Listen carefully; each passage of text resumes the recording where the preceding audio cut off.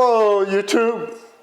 Nope, I haven't gotten together yet, and I've gotten to the point where I'm going to take it back apart and see if I can see what's going on. So let's take it back apart.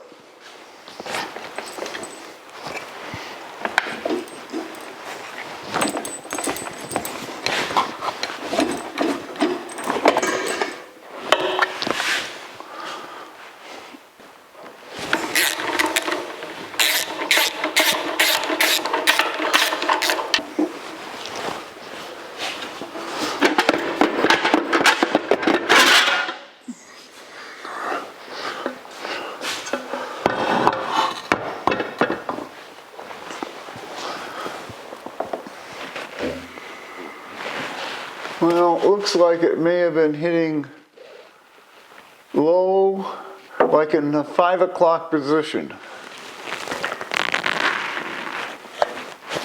That's interesting, but that alignment tool just slides right in just as nice as can be. Remembering the instructions, we take they say 1 turn, I take a half a turn. Come on. There we go. Half a turn. And you go around it. Not alternating it.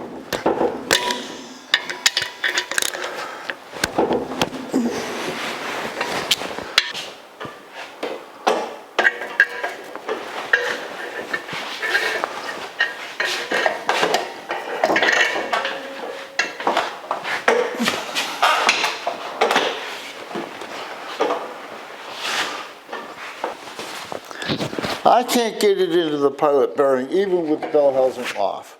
So what I'm going to do is loosen up the pressure plate, put the transmission into the pilot bearing, and tighten the pressure plate down, take the transmission off, put the bell housing on, and try that.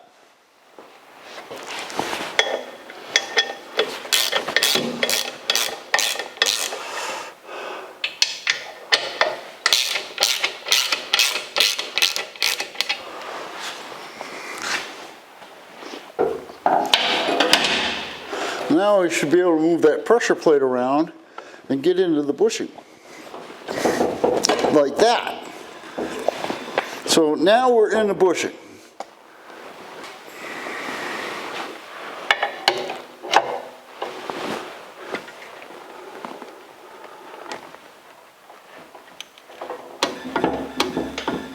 That's 20.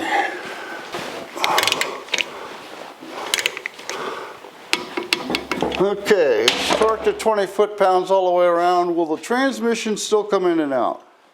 Yes, it will. Slides real nice. Look at that. I mean, I can do that one-handed. All right. Now we have to go to 40 foot-pounds.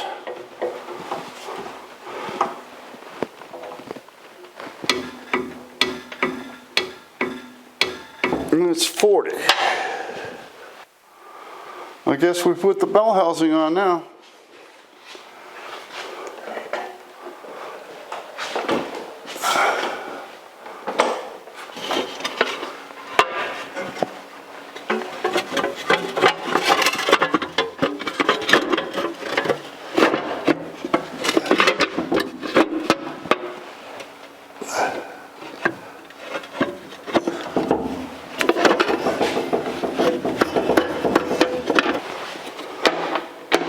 All right,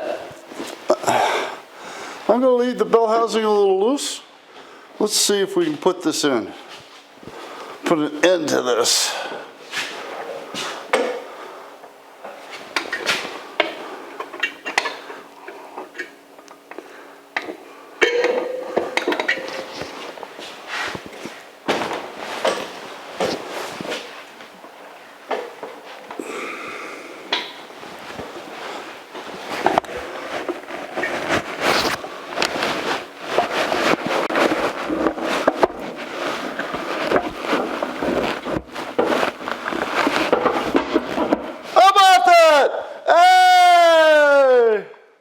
We did it!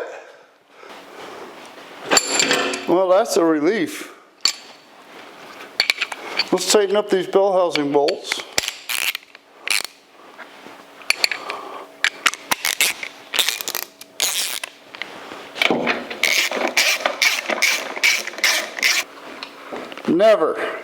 Never use the bolts to tighten the transmission up.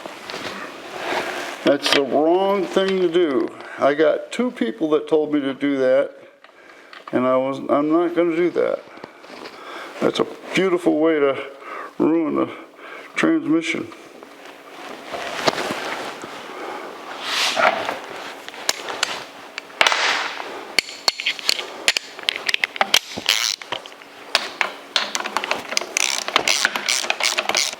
Book says 27 foot-pounds on these top bolts.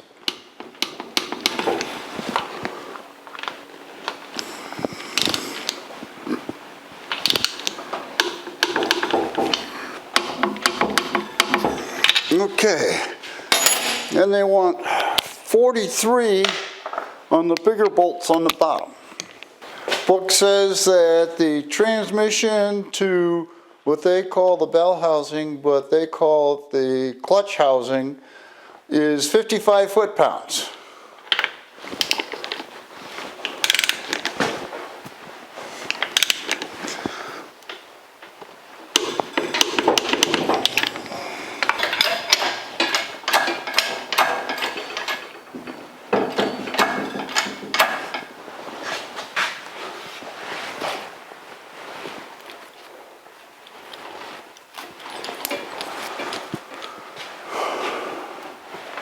And we are officially one. Let's put the motor mounts on. We'll put some anti-seize on these bolts.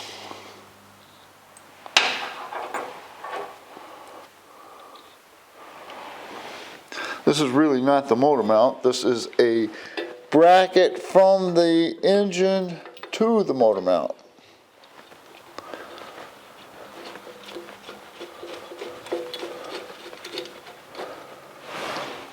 Couldn't find a spec for this, so I'm just going to make them tight. Well, I think it's time. It's time to put the motor back into the frame.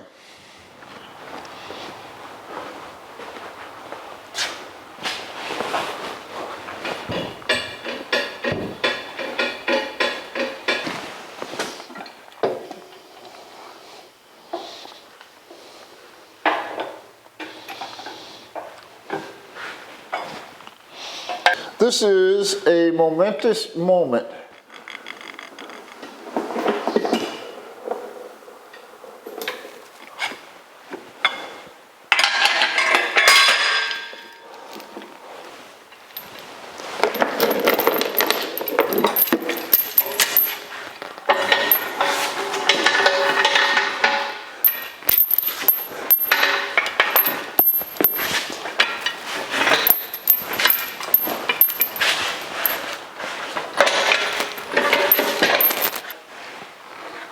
In celebration of this momentous moment, let's take a look at this. See if that matches better. Here's a quick tour of what we've accomplished today.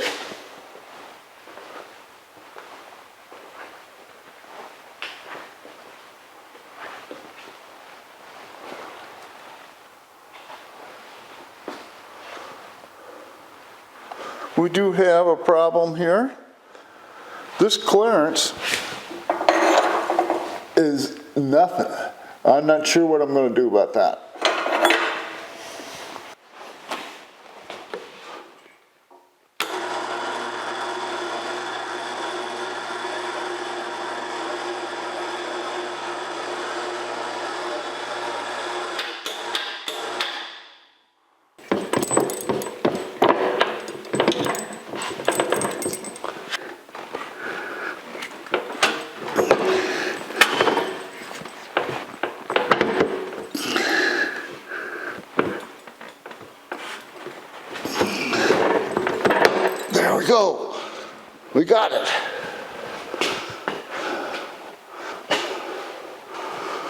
Little NICs on the studs.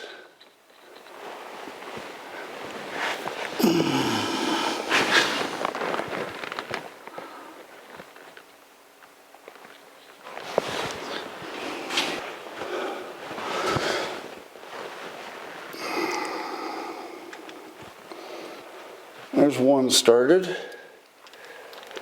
Oh, this one's going to be fun.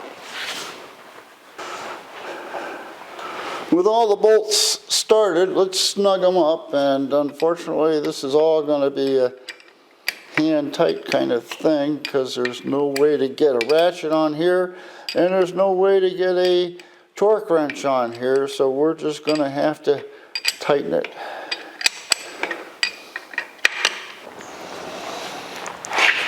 Well, I think this paint has had time to set up.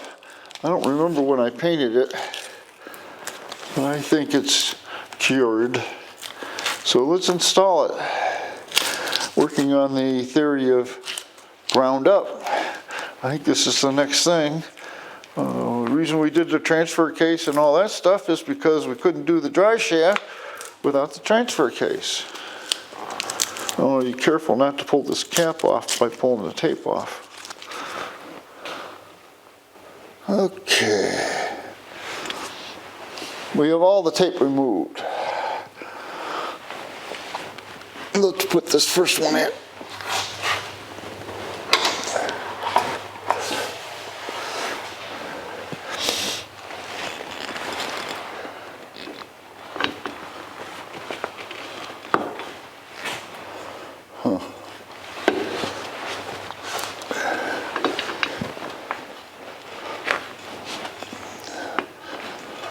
All right. NICs. Clamp.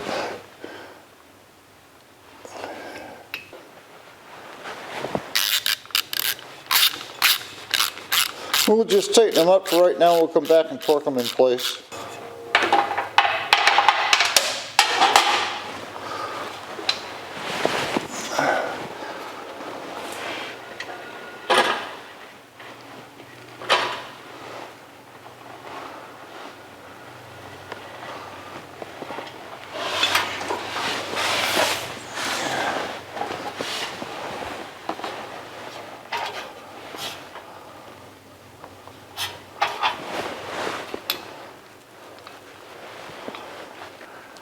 I should have used electrical tape.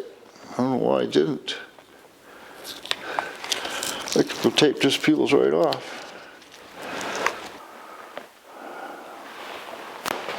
With a transfer case and neutral, I can spin the yoke anywhere I want, and we can put the U-joint in.